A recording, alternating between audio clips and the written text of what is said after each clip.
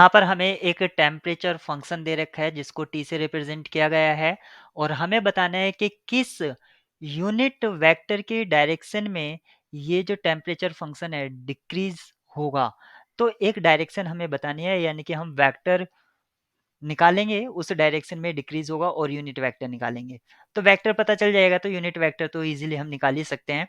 तो हम जानते हैं कि ग्रेडियंट टी जो है वो यहाँ पर मैक्सिमम रेट ऑफ चेंज देगा, मैक्स रेट ऑफ चेंज, यानी कि रेट ऑफ चेंज में इंक्रीजिंग भी हो सकता है, डिक्रीजिंग भी हो सकता है।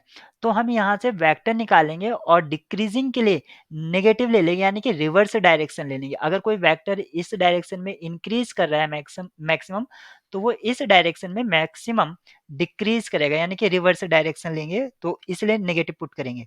तो यहाँ पर सबसे पहले हम ग्रेडियंट टी निकाल लेते हैं। ग्रेडियंट टी कैसे निकालेंगे?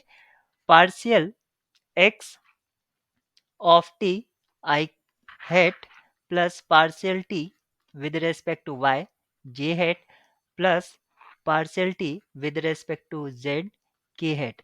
ये हमारा ग्रेडियंट मिलेगा और हम इस ग्रेडियंट को इवेल्युएट करेंगे 1 0 -1 पर, क्योंकि हमें इस पॉइंट पर चाहिए 1 0 -1। तो यहाँ से हमें क्या मिलेगा? ये मिलेगा Y square minus 2x Z square I hat plus 2xy J hat plus 2 minus 2x square Z K hat. और जब हम इसको निकालेंगे पॉइंट 1 0 -1 पर, तो ये हमें मिलेगा -2 आई हैट प्लस 4 के हैट। इस पॉइंट पर हमें ये मिला, लेकिन हमें क्या चाहिए था? हमें तो डिक्रीज चाहिए था, तो इसकी नेगेटिव डायरेक्शन क्या होगी?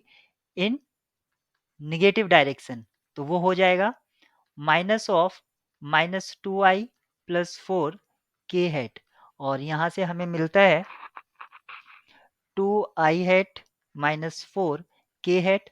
ये हमें इस डायरेक्शन में मैक्सिमम डिक्रीमेंट मिलेगा, लेकिन हमें तो यूनिट वेक्टर चाहिए था। तो यूनिट वेक्टर क्या हो जाएगा? यूनिट वेक्टर होगा, इस वेक्टर को इसके मोड से मैग्नीट्यूड से डिवाइड करना होगा, यानी कि 2i हैट माइनस 4 के हैट डिवाइडेड बाय √20, और इसका वैल्यू हमें मिलेगा 2/√5 आई हैट माइनस 2/√5 के हैट। और ये जो आपको मिलता है, सॉरी यहाँ पर 2 नहीं मिलेगा, यहाँ पर एंड में क्योंकि 2 कैंसिल आउट हो जाएगा तो 1 मिलेगा। ऑप्शन बी आपका करेक्ट होगा।